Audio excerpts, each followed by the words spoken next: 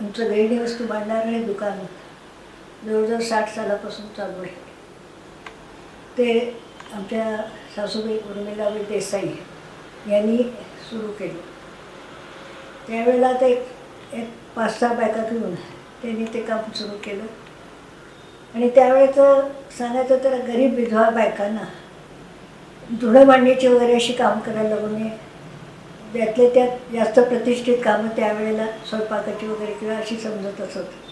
त्यामुळे त्यांच्यासाठी म्हणून काहीतरी त्यांना उद्योग मिळावा याच्यासाठी त्यांनी या दुकानाची सुरुवात केली. पहिल्यांदा आमची जागा भाड्याचीच होती.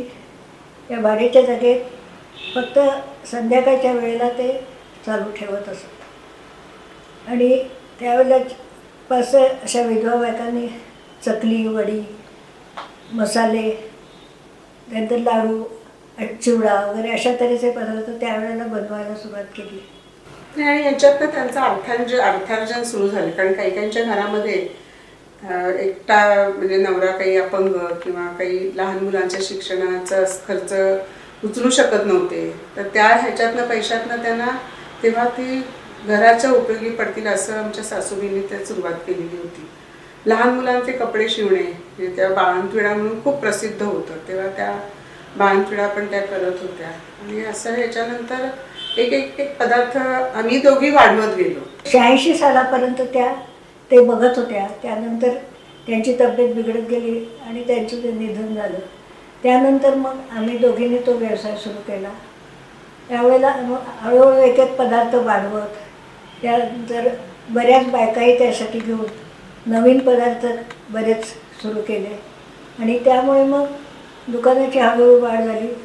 आम्ही भाड्याच्या जागेतून आपल्या स्वतःच्या जागेत आलो त्यावेळेला. आणि मग आमचा प्रवास अशा तऱ्हेने पुढे सुरू झाला. त्या बायकांच्या सहकार्याने आम्हाला खूपच मदत झाली. आणखीन सगळ्या आता एक्सपर्ट झालेले आहेत.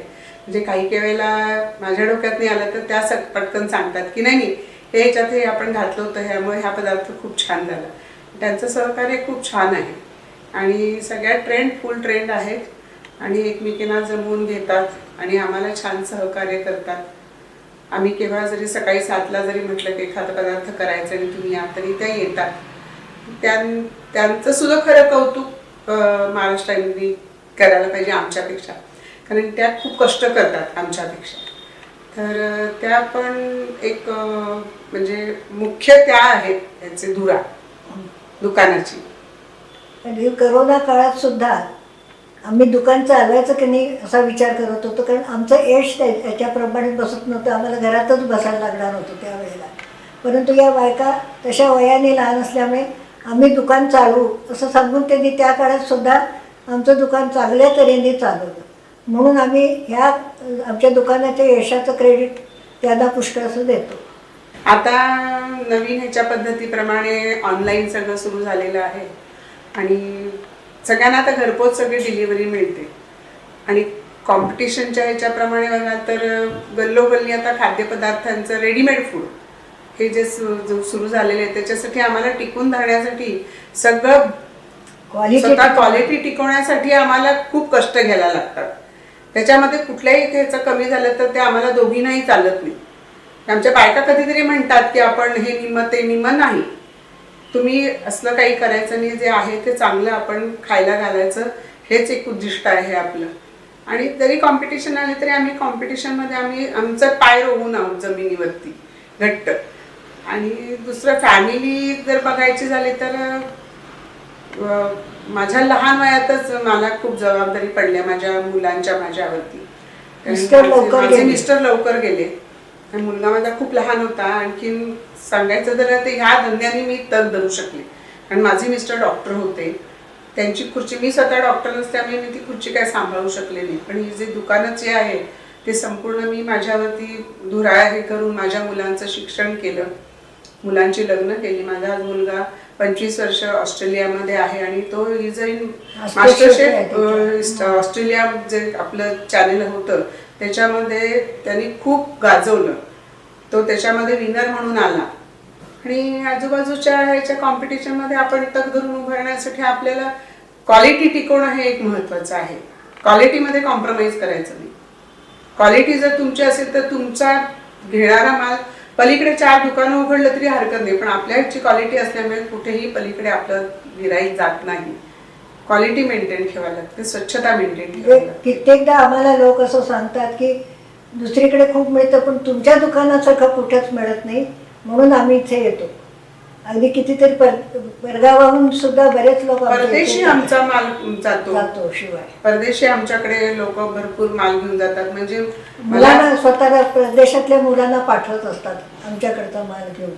अमेरिका, ऑस्ट्रेलियाला आता त्यांनी बॅन केले करोनानंतर, पण युरोपमध्ये, अमेरिकेमध्ये तर खूप जातो. प्रत्येक आई वडील कपल किंवा ते येणारी मुलं अमेरिकेहून इकडे आली की ते आमच्या दुकानात आधी चक्कर मारतात आणि सगळं आम्हाला लेबल सहित आम्हाला तुमचं मटेरियल पाहिजे म्हणून सांगतात. नंतर आपल्या भारतामध्ये तर सगळीकडेच आमचं कुरिअर सेवा चालू आहे. कुरिअर प्रमाणे आम्ही सगळ्यांना पाठवत असतो. मग दिवाळीमध्ये तर आमच्याकडे कुरिअरला इतका डिमांड आहे की आम्ही त्यांना पोचू शकत नाही की बाबा इतकं मॅन पॉवर तेवढी आमच्याकडे नाही आहे. तर कुरिअर सुद्धा आम्ही भरपूर करतो. दिवाळीमध्ये आमचं खूप छान बस्तान बसलेलं आहे आणि हे सगळे ह्या बायकांमुळेच आहे की. आणि आम्ही दोघी म्हणजे मला एक तुम्हाला सांगायची गोष्ट म्हणजे पु ल देशपांडे जेव्हा इथे आले होते, आम्ही दोघी मुलांच्यासाठी म्हणून सिग्नेचर घ्यायला ह्याच्यावरती गेलो, डायसवर गेलो. आम्ही दोघी जणी गेल्यावरती त्यांनी पुलाने आधी आम्हाला दोघींना विचारलं तुम्ही बहिणी बहिणी का? नाही म्हटलं आम्ही जावा जावा वा वा वा म्हणून.